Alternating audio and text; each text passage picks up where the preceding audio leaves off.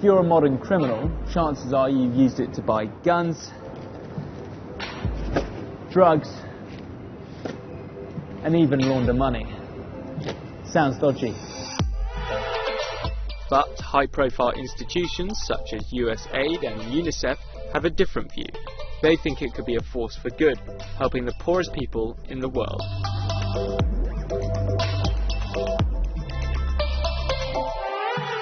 It's a technology called blockchain, a global online database that anyone, anywhere, with an internet connection can use. Unlike traditional databases, which are owned by central figures like banks and governments, a blockchain doesn't belong to anyone. And with an entire network looking after it, cheating the system by faking documents, transactions and other information becomes near impossible.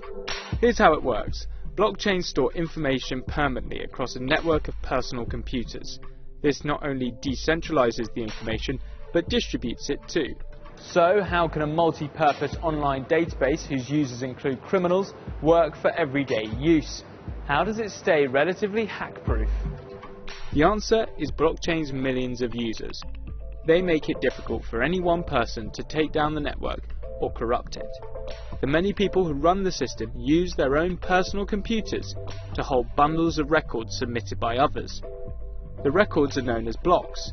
Each block has a timestamp and a link to a previous block, forming a chronological chain.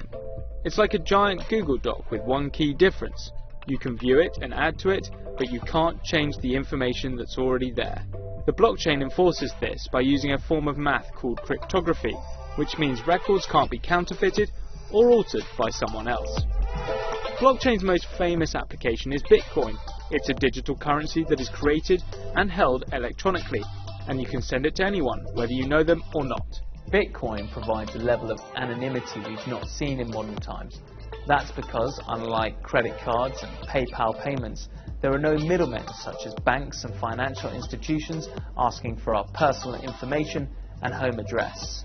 Instead, people from all over the world move the digital money by validating other people's Bitcoin transactions, earning a small fee in the process. Where the blockchain comes in is verifying the ownership of this digital cash and making sure only one person is claiming it as their own at a time. Banks and businesses are rushing to adopt blockchain database technology.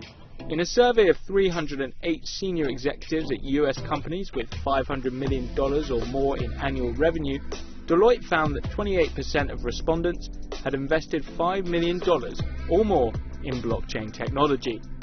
10% had invested $10 million or more. But why are they spending so much money? Well, to save money, of course. When this study looked into the data of 8 of the world's largest investment banks, it found that blockchain could save them between $8 and $12 billion every year. Bet that $5 million investment doesn't sound so bad now, but it's not all good news for the big players, of course. Blockchain lowers the barrier for entry into the banking industry, and that means fintech startups are popping up in pretty much every market they operate in. If banks and companies can't keep up, they're putting their own survival at risk. For the consumer, the future seems brighter with more security, less cost, and better experiences.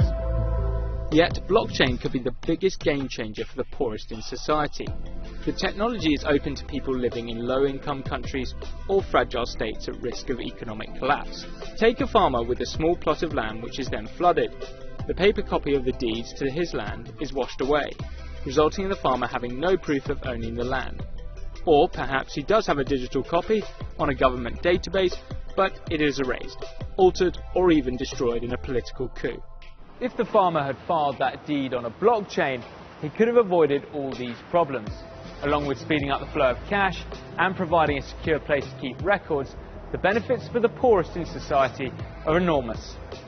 From protecting our identities to running autonomous vehicles to managing a world that is increasingly dependent on the Internet of Things, the possibilities of blockchain technology seem endless. But whether it lives up to its promise remains to be seen.